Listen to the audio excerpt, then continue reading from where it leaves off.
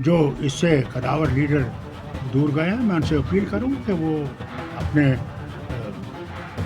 जो गलतियां हुई हमसे उनको माफ़ करें और आगे चलें।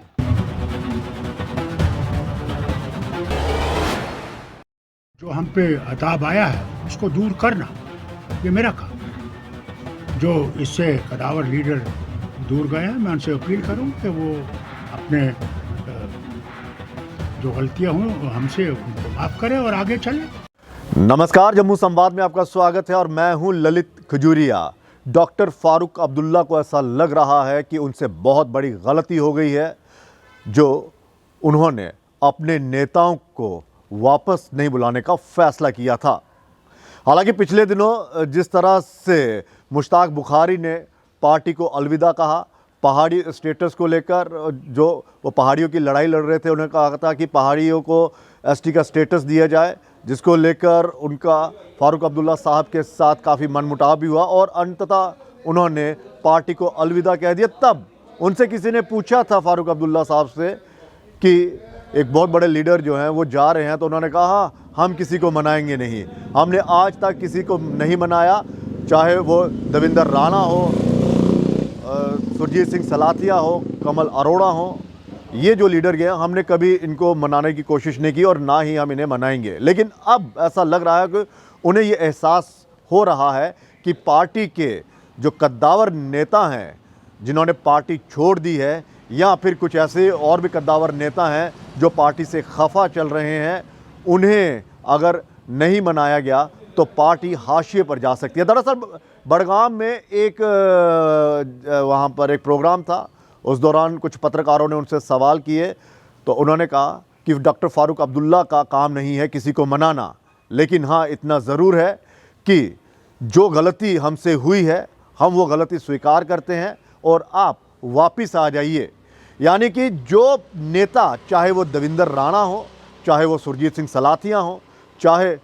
वो कमल अरोड़ा हो और मुश्ताक बुखारी हो, ये जम्मू प्रोविंस के ऐसे कद्दावर नेता हैं जिन्होंने यहाँ पर नेशनल कॉन्फ्रेंस को काफ़ी मजबूत किया और जब चुनावों की बारी आती तो सीटें भी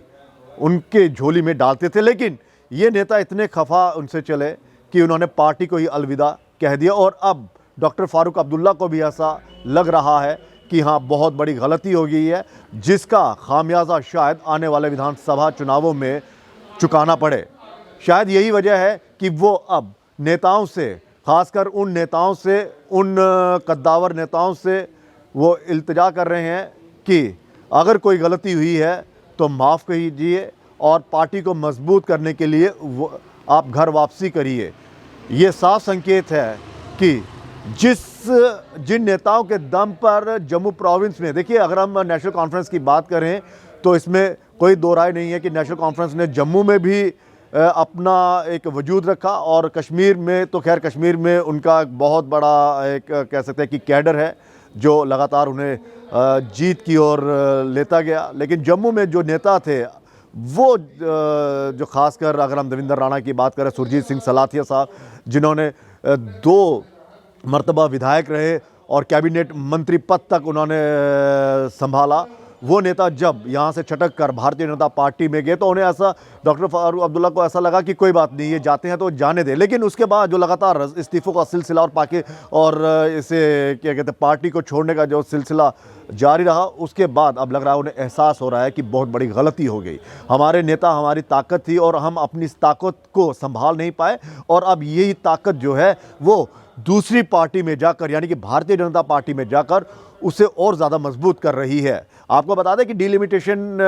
का जो इंटरिम ड्राफ्ट है वो करीब फाइनल हो चुका है और उसके मुताबिक ये कहा जा रहा है कि जब भी उसे अप्रूव किया जाएगा या अप्रूवल मिलेगा तो जम्मू कश्मीर में विधानसभा चुनाव जो है उसका ऐलान कर दिया जाएगा। तो उन्हीं विधानसभा चुनावों को मद्देनज़र रखते हुए अब डॉक्टर फारूक अब्दुल्ला भी ये महसूस कर रहे हैं कि पार्टी कहीं ना कहीं कमज़ोर हुई है। कई ऐसे नेता कश्मीर में भी हैं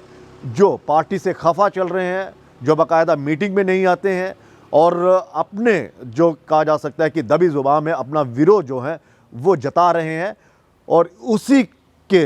तहत अब उन्हें भी लग रहा है, डॉक्टर फारूक अब्दुल्ला साहब को, कि कोई ना कोई बहुत बड़ी गलती हो गई है। हालांकि वो डॉक्टर फारूक अब्दुल्ला जो कभी झुकते नहीं हैं, जिन्होंने कभी झुकना नहीं सीखा है, और वो हम इसलिए कह रहे हैं कि एक आप सोचिए प्रांतीय यहाँ पर प्रधान बनाया गया देवेंद्र राणा को, इतना बड़ा नेता जब पार्टी को छोड़कर चले जाता है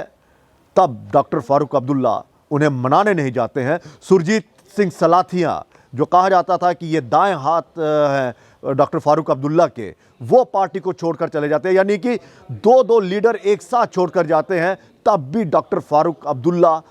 को बिल्कुल अफसोस नहीं होता और ना ही वो ये मानने के लिए तैयार थे कि इससे पार्टी की छवि या खराब हुई है या कमज़ोर हुई है। लेकिन अब ऐसा लग रहा है कि जैसे जैसे और नेताओं ने पार्टी छोड़ने का मन बनाया या छोड़ा, उन्हें अब लगने लगा है कि जिस पार्टी की पूरे जम्मू कश्मीर में धाक हुआ करती थी, वो पार्टी अब हाशिए पर जा रही है। हाशिए पर इसलिए जा रही है कि जम्मू के ये 4-5 नेता जो हमने आपको गिनाए, इन नेताओं ने जिस तरह से पार्टी को अलविदा कहा, उससे साफ पता चल गया कि जम्मू से जो ये सीटें निकलती थी नेशनल कॉन्फ्रेंस की, वो इन्हीं नेताओं से निकलती थी। और कोई अब ये भी नहीं कहा जा सकता कि आने वाले दिनों में कोई और बड़ा नेता पार्टी को छोड़कर ना चला जाए। ऐसा भी हो सकता है कि आने वाले दिनों में कोई ऐसा नेता सामने आए जो कह दे कि नेशनल कॉन्फ्रेंस जो है वो अब वो वाली पार्टी नहीं रही जो जनता के हक व हुकूक की बात करती थी। ये पार्टी सिर्फ अब अपने फ़ायदे के लिए ही रह गई है और अपने जो एक तरफा जो फैसले हैं उसके लिए ही जानी जाती है। ऐसा हो सकता है। आप देखिए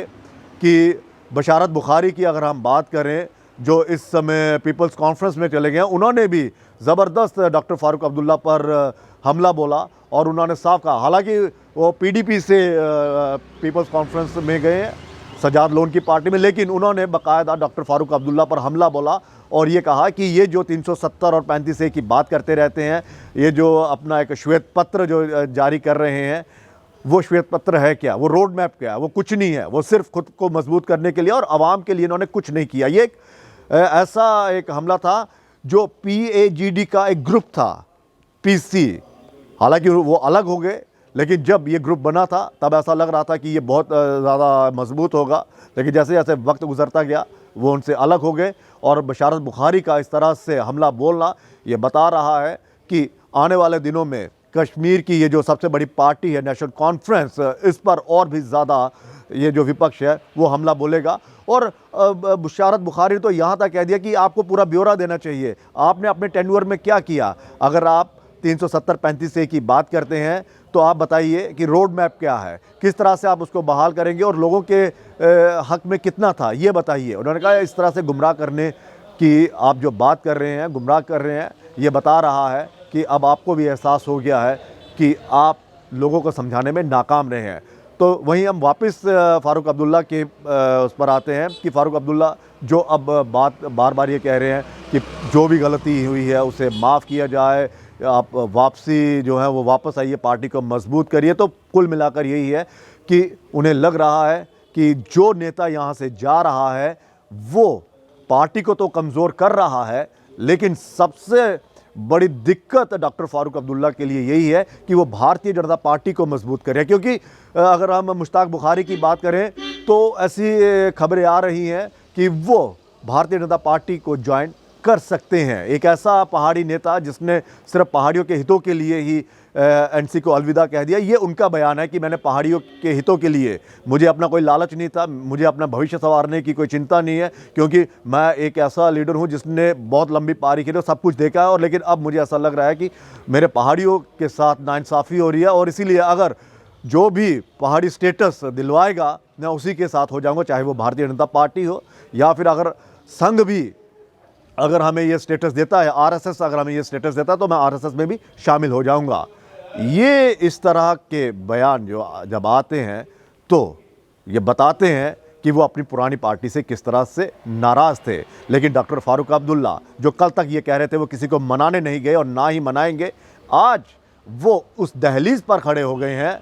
या फिर यूँ कहें कि वो अपने उन नेताओं से मदद मांग रहे हैं और कह रहे हैं कि मुझे माफ़ करिए, जो फ़ैसले लिए गए वो गलत थे, आप आइए, दुरुस्त करिए, और आपके बिना पार्टी जो है अधूरी है, ये उनके बयान के ज़रिए समझा जा सकता है। तो क्या कहा जाए कि फारूक अब्दुल्ला साहब अब वो नेता हो गए हैं जो अब अपने कार्यकर्ता या अपने नेताओं के आगे, जिन्होंने झुकना स्वीकार कर लिया है, जो सोच रहे हैं कि अगर इनको नहीं मनाया गया तो पार्टी जो है वो हाशिए पर जा सकती है, क्योंकि कई ऐसे विरोधी भी हैं पार्टी के अंदर जो उस वक्त का इंतज़ार कर रहे हैं कि कब कोई एक और बड़ा फैसला हो और हम विद्रोह कर दें। ये भी उनके दिमाग में चल रहा हो। तो शायद यही है कि जो विद्रोह के सुर पार्टी के अंदर उठे हुए हैं, जो बाहर आ रहे हैं, उन्हें दबाने की कोशिश की जा रही है, और उन तमाम नेताओं को वापस बुलाने की वो गुजारिश कर रहे हैं कि भाई साहब वापस आ जाइए और जो कुछ हुआ है वो भूल जाइए और हमें माफ़ करिए और पार्टी को मजबूत करिए। ये सब कुछ जो है वो अब देखने को मिल रहा है। जो फारूक अब्दुल्ला कह रहे थे कि हम ये हैं, हम वो हैं, वो आज कुछ झुके झुके से नज़र आ रहे हैं। और एक गाना भी याद आता है उन पर, हमसे काबूल हुई जो ई सज़ा हमका मिली। वो सोच रहे कि कौन सी ऐसी खता हो गई मुझसे कि मेरे जो सिपह सालार थे, जो मुझे चुनावों के जो युद्ध होता है उसमें जो हमेशा जीत हमें दिलाते थे, वो सिपह सालार मुझसे क्यों खफा हो गए और इनके बिना शायद मैं अधूरा हूँ। यही वो वजह है कि कल तक जो कह रहे थे हम मनाने के लिए तैयार नहीं, हम किसी को नहीं मनाएंगे, जो जाता है जाने दो, आज वही फारूक अब्दुल्ला कह रहे हैं घर वापसी करिए। फ़िलहाल इजाज़त दीजिए, नमस्कार। और ये वक्त बताएगा कि उनकी ये जो इल्तिजा है, ये गुजारिश है, क्या वो उन नेताओं पर असर करेगी जो घर छोड़कर दूसरे घर में चले गए हैं, जिन्होंने अपना आशियाना छोड़ दिया है और दूसरे पार्टी को अपना आशियाना बनाया। क्या उन पर भी असर होगा, या फिर उन्हें लग रहा है कि इनके जो आंसू है वो ऐसे ही बहते रहते हैं? फ़िलहाल इजाज़त दीजिए, नमस्कार।